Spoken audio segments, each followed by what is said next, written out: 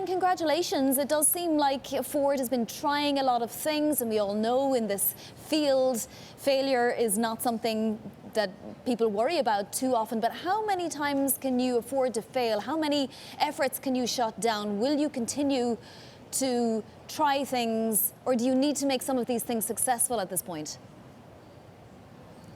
Well, you know, we're living at a time when technology is changing so quickly, you have to try different things. And we've been through a period where we've tried a few things, and now we've got a pretty clear strategy. We are committed to putting smart vehicles in a smart world that's increasingly connected and smart. And that's what we're doing and showing here at CES this year. We're bringing our smartest vehicle ever and showing it off on our stand here at CES in Las Vegas. The Ford Mach-E, Mustang Mach-E, it's got great features in terms of connecting to the smart world, and it's got self-driving advanced driver assist technologies in it. And we're also showing off how the world can be thought about in a way with a simulation table that we call the City Insight Studio. So these two working together is all part of our plan to bring smart vehicles into a smart world. And we're pretty excited about it, and there's a lot more to come. Ken, how do you stimulate demand for EVs? Right now, they account for less than 2% of the market, and they'll still apparently be less than 5% by 2025 unless somebody does something to stimulate demand. How do you at Ford plan to do that? Well, we're going to do that starting with the Mach-E by bringing great vehicles that people are going to love, that they can afford, and that they can integrate into their digital life. And that's why it was really important to us when we designed the Mustang Mach-E that we brought features into the vehicle that they're going to want to use.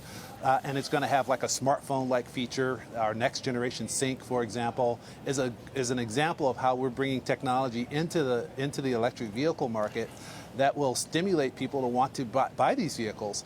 And once you drive and ride in a vehicle like a Mustang Mach-E, we are confident people are going to love it. And that's why it was really important to us to bring the vehicle here to CES so people can see the vehicle and see the kind of technology that we're putting into it.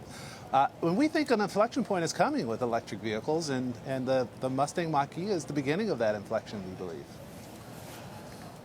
Ken, good morning, it's Guy in London. Do you think you're doing a good job monetizing the data that is coming off Ford cars right now? Do you think you own that data, and do you think you could make more of it? It's absolutely important that we understand that the data is owned by our customers.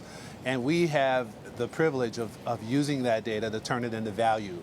That's why it was very important to us that we built our electrical architecture and designed the system in the vehicle so that we can treat that data with the care that it deserves, and we can turn it into value. The next-gen sync platform is an important part of our strategy to actually do what you said, which is to take that data and turn it into value. Not just value for Ford, but value also for our customers, giving them new experiences like better voice recognition.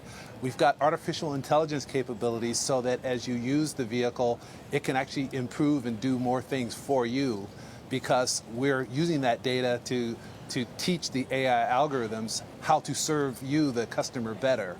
It has customized profiles so that it knows you, and when you get into the vehicle, it will adapt to your needs and wants and, for example, your music playlist. These are the kind of experiences people really value, and they're more than happy to allow us to borrow their data to turn it into that kind of value for them. We keep doing that, and it'll continue to be a great proposition, value proposition, for both the company and for our customers, and that's a win-win.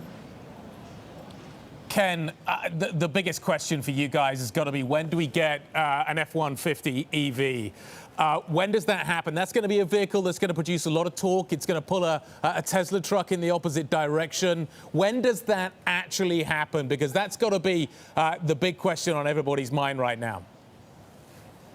Well, we have already announced that we have that in our cycle plan. That's in our strategy, in our business plan. And we're going to be bringing that to the market in the next few years. We demonstrated a prototype Can you be more specific than that? Can you be more specific than that? Next year, I don't have this the year, actual the year launch after date, that? but it's going to be the year after 2020, I believe 2021 or 20. I'm not sure of the exact date, but it's coming in the next few years.